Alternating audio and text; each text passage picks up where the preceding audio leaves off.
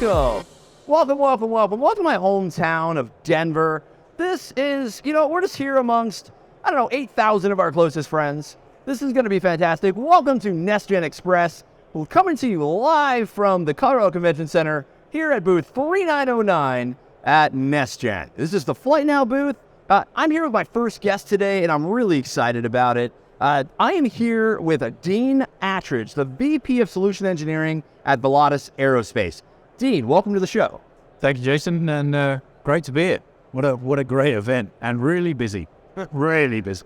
Very, very busy. I know. We were just talking right before this that it would be really great to be able to clone ourselves and or put our consciousness into a sentient being like maybe one of these robot dogs right behind us. I think that'd be a lot of fun. So let me dumb it down. Well, I have some questions for you, and let's just start with this one. So I know that you have Aerieport, and it's a drone-in-a-box solution. We're going to talk more about that in a second, but I'm curious, with BVLOS-Ready drone nesting solutions becoming more prevalent, I just have to ask, are we one step closer to a sci-fi future with swarms of drones delivering pizzas and lattes and taking selfies for us? So and how do you see those solutions integrating into our everyday lives without causing chaos? So the chaos one is one I'd like to focus on because, we could get there really fast. And I think the FAA has certainly in the United States, the FAA has a good grasp on it and are slowly releasing us to cause that chaos. And I think that's their concern as well. Working as a Canadian-focused company, we work a lot with Transport Canada as well. It let the gloves off a little bit more up there, and we're starting to explore more and more. But overseas, the chaos has started. And they're a little bit more generous of what we're allowed to do. And we're really seeing a lot more drones coming into everyday lives. I think the first mass drone collision and chaos will probably be overseas. Thank God. That's a good thing. But at the same time, they're going to explore those regulations and find those pain points a lot faster than we are. And we'll learn from that. Their level of risk acceptance is quite often lower than we would expect here. And so there's going to be some real changes. We have some interest in the Middle East where they've said, right, everything's grounded. Until we sort the chaos out, everything's grounded. And that's an interesting, there's a threat level kind of aspect to that as well. But at the same time, they're like, we can't allow this chaos because we have to know who's, where's who's friendly, who's not. And these UTM companies are really trying to sort that out. And there's many of them that are really doing good work. So it's coming, but the chaos needs to be managed. So yes, we'll get to chaos if we don't manage it. And I think that's why the brakes are on a little at the moment. That totally makes sense. And that was a great answer. I was hoping to catch you off guard, but man, that was great answer. So that segued really great in the next question. So what are some of the more innovative real world applications that you've seen for BVLOS-Ready drone nesting solutions? And how have they transformed the way that we approach those tasks? So I can tell you best from our point of view and our Aerieport product. We were approached by a company. The reason we built it is we were approached by a company that has lots and lots of oil derricks spread across in the middle of nowhere. We're talking in the middle on a Canada scale in the middle of nowhere. Right. So oil derricks pumping gas all day, pumping oil all day. And the thing is they can leak and go wrong, and they have an environmental and a work requirement to go and inspect those visually every day. Now, do that at minus 30 degrees, howling winds and snow, or even worse, right, in the spring when it all starts to turn to mud. And now you've got to drive a four-wheel drive vehicle across the middle of nowhere, in the middle of nowhere. It's got to get stuck. Inspection.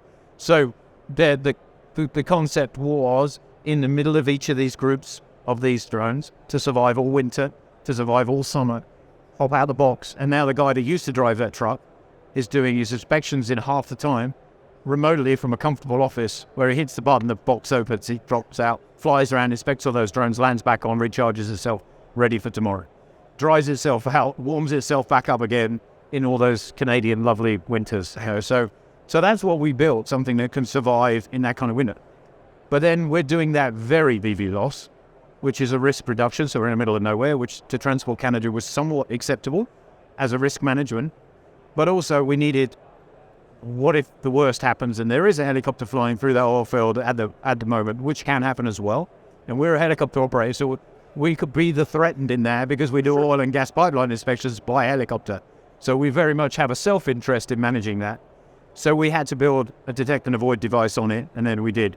So to come back to your question, yes, you've got to develop these systems, but you've got to think about BVLOS. Building a box that you have to stand next to and the drone pops back into, you have to stand next to it, is not a lot of use. I agree. Yeah. So we had to, from the ground up, build the two together. They have to talk together.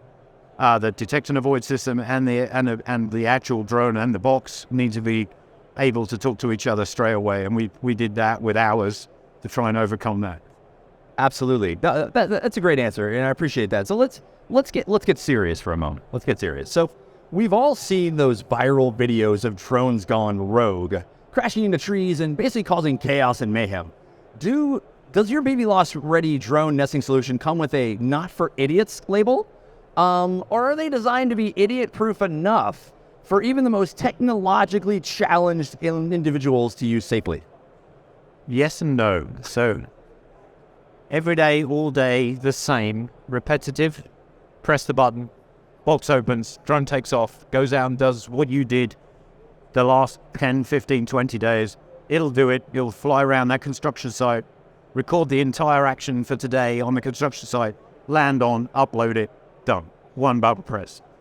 However, the day you deviate from that is the day you don't need the idiot capture. So, the deviations still require training, still require knowledge. Of course, the authorities still require you to be licensed and insured and vetted to the right level and trained to the right level. So you still need to know. And then, of course, it's that old adage in aviation of, what if something goes wrong? The airliner you and I flew here today probably flew itself here most of the way, but I'm really glad there were two guys in the front of it that are made to make a decision when something goes wrong. It's the same with drones. They're valuable. They're important. The data they collect is very valuable, probably more so than the drone itself. Agreed. And therefore, to proceed on with that construction, for you to still pump oil in that remote dual field without sending someone there, we need it to work the same way, same day, and someone to work out what's gone wrong with it, land it, and everything. So there's still lots of life for the trained individual left in drones. But making it idiot-proof means that you and I also don't mess up because we're human as well. It's true, and we're the ones that are going to mess up. Yep. Just be honest. Yeah. So let's look into the future. The future's over there. Yep. We're looking into the future. Actually, it's right there. It's right in that camera.